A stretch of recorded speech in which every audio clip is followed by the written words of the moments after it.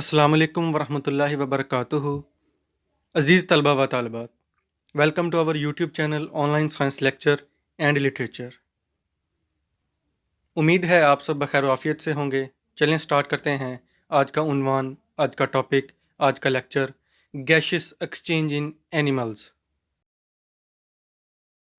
Students, next हमारे पास slide है। Gaseous exchange is carried out by respiratory system. मतलब respiratory system ही gaseous exchange के जो फिनोमिना है उसको कंट्रोल करता है। अब बात करते हैं रेस्पिरेटरी सिस्टम की, तो इसको दो हिस्सों में डिवाइड किया जाता है, यानी इसको दो हिस्सों में तकसीम करते हैं। Number one, the air passage way, and the second one is the lungs. अजीज़ तलबा व तालिबात, बात कर लें अगर ह्यूमन बींग्स की, तो हमने आज ये पढ़ना है कि ह्यूमन बींग्स में गैशियस एक्सचेंज का जो मैकेनिज़्म है ये किन किन रस्तों के ज़रिए होता है। हमने ऊपर एक लफ्ज़ पढ़ा था एयर पासेज वे, यानी हवा किस रास्ते के ज़रिए गुज़रती है। तो हमारे पास कुछ वेज़ हैं। हम पहले उनके नाम पढ़ लेते हैं, फिर बारी बारी उनको स्टडी करेंगे डीपली। चलें जी, स्टार्ट करते हैं। एयर पासेज वे यानी हवा किन रास्तों के ज़रिए गुज़रती है। तो नंबर वन पे आता है external nostrils, number two nasal cavity, number three internal nostrils, number four pharynx, number five larynx, number six trachea, number seven lungs, number eight bronchi and number nine bronchiole. Student, number one point हमारे पास है external nostrils. हमने पढ़ा था कि nose में start पे दो ओपनिंग्स होती हैं जिन्हें नथने भी कहते हैं उर्दू में। उनको क्या नाम दिया जाता है? नॉस्ट्रल्स का। ये एक्सटर्नल नॉस्ट्रल्स हैं, यानी बैरूनी हैं, हवा इनके ज़रिए अंदर आएगी। इन्हें एक्सटर्नल नॉस्ट्रल्स कहते हैं। नंबर टू पॉइंट हमारे पास है नेज़ल कैविटी। अब ये क्या है? ये बॉडी ऑफ नोज़ है। इसमें टिनी हेयर्स होते हैं। इन टिनी हेयर्स के पास म्यूकस लेयर होती है। अब म्यूकस लेयर क्या काम करती है, इसका क्या फंक्शन है? ये इसलिए होती है कि अगर ज़र्रात, छोटे छोटे जो डस्ट पार्टिकल्स हैं, अगर ये हमारे नोज़ में दाखिल हो जाएं तो ये ज़र्रात को वहीं कैप्चर कर लेते हैं। कौन कैप्चर कर लेते हैं?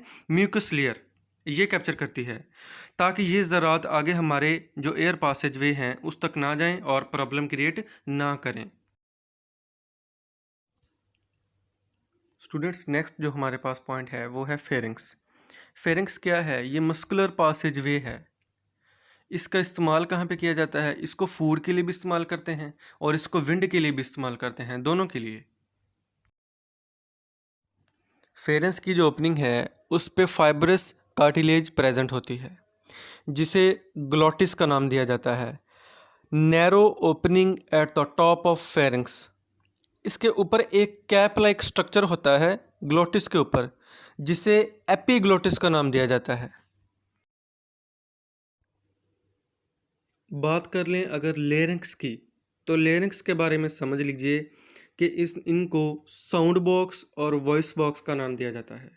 स्टूडेंट्स, आपने ये बात नहीं बोलनी कि इसको साउंड बॉक्स भी कहते हैं और वॉइस बॉक्स भी कहते हैं। दोनों एक ही चीज़ का नाम है, क्योंकि ये आवाज़ पैदा करते हैं। साउंड और वॉइस दोनों आवाज़ के लिए लफ्ज़ इस्तेमाल होते हैं। अब लेरिंक्स में वोकल कॉर्ड्स होते हैं। दरअसल ये फाइब्रस बैंड्स होते हैं, यानी जब हवा इनके ऊपर आकर टकराती है तो ये वाइब्रेशंस पैदा करते हैं। इसके ज़रिए साउंड पैदा होती है।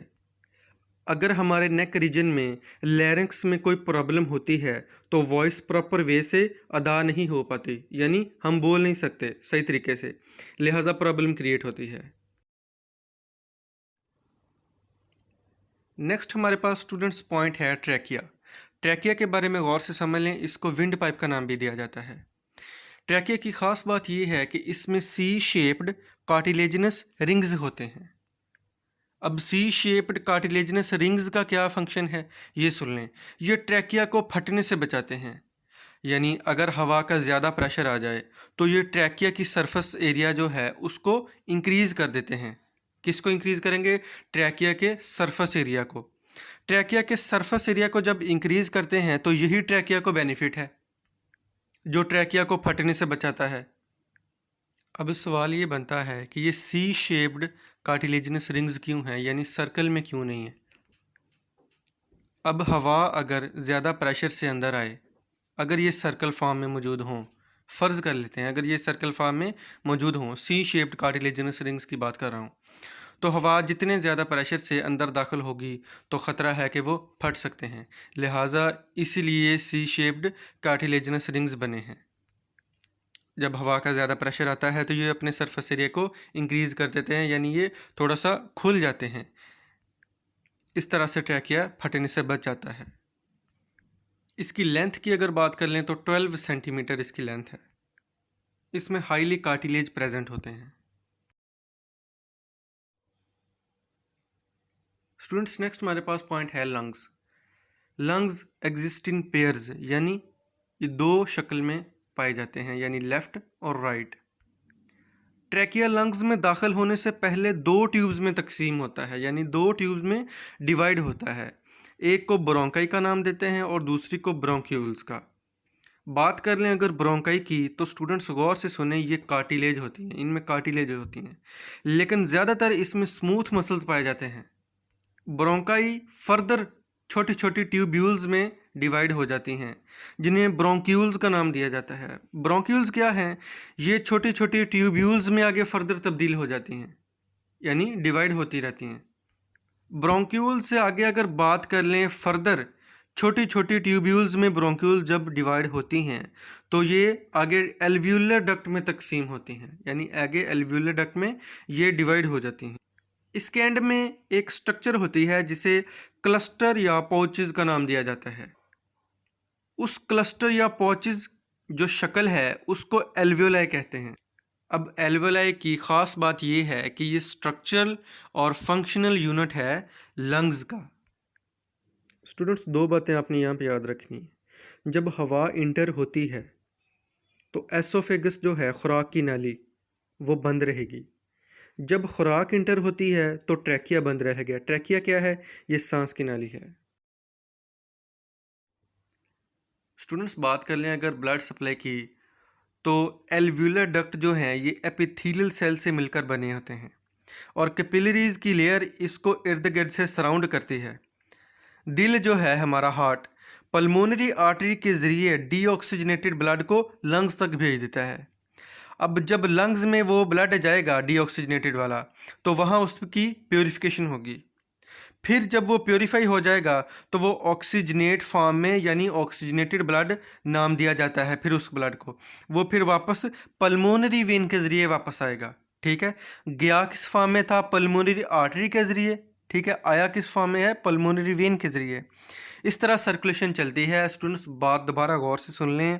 जो हमारा दिल है, पल्मोनरी आर्टरी के ज़रिए डीऑक्सीजनेटेड ब्लड को लंग्स तक भेज देता है, वहाँ उसकी प्योरीफिकेशन होती है। बाद में यही ब्लड ऑक्सीजनेटेड ब्लड, जो ऑक्सीजनेटेड ब्लड है, ये पल्मोनरी वेन के ज़रिए वापस आता है। इस तरह ये सर्कुलेशन चलती रहती है, यानी सर्कुलेशन का जो फिनोमेना है ये इस तरह मेंटेन रहता है। अब हम बात करते हैं कि आर्टरीज़ और वेन्स में ब्लड किस तरह पहुंचता है। आर्टरीज़ जो हैं ये स्मॉल ट्यूब्यूल्स में डिवाइड होती हैं, जिन्हें आर्ट्रियोल्स का नाम दिया जाता है। आर्ट्रियोल्स फर्दर आगे डिवाइड होती हैं कैपिलरीज़ में। अब कैपिलरीज़ के बारे में गौर से सुन लें। ये एक्सचेंज होता है, यानी तबादला होता है किसके दरमियान? जो हमारा बॉडी का इन्वायरमेंट है उसको ब्लड वेसल का नाम दे लें। ठीक है, बिटवीन ब्लड, यानी ब्लड वेसल बिटवीन ब्लड। अब आर्टरीज़ के बाद अगर बात कर लें वेन्स की, तो वेन्स भी वेन्यूल्स में स्मॉल ट्यूब्यूल्स यानी उसमें तकसीम होती हैं, जिन्हें वेन्यूल्स का नाम दिया जाता है। वेन्यूल्स आगे फर्दर कैपिलरीज़ में डिवाइड होती हैं।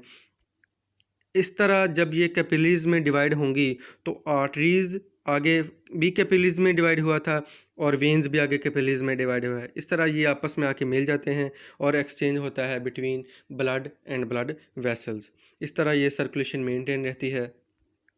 स्टूडेंट्स, यही आज हमारा टॉपिक था, ये यानी गैसियस एक्सचेंज ह्यूमन बींग्स में किस तरह होती है।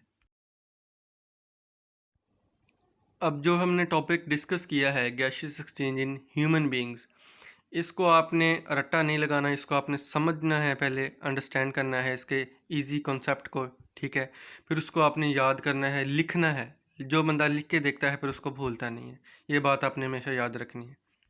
कोई इसमें मुश्किल बात नहीं की मैंने, बिल्कुल ईजी कॉन्सेप्ट हैं, आपके लिए बहुत मुफीद हैं। इस्तिफ़ादा हासिल करें इससे। इसी में आपके शॉर्ट क्वेश्चन क्लियर होंगे, इसी में आपके लॉन्ग क्वेश्चन क्लियर होंगे। उम्मीद है इंशाल्लाह ताला मिलते हैं नेक्स्ट लेक्चर में। तब तक के लिए अपना बहुत ज़्यादा ख्याल रखिएगा। अल्लाह हाफ़िज़।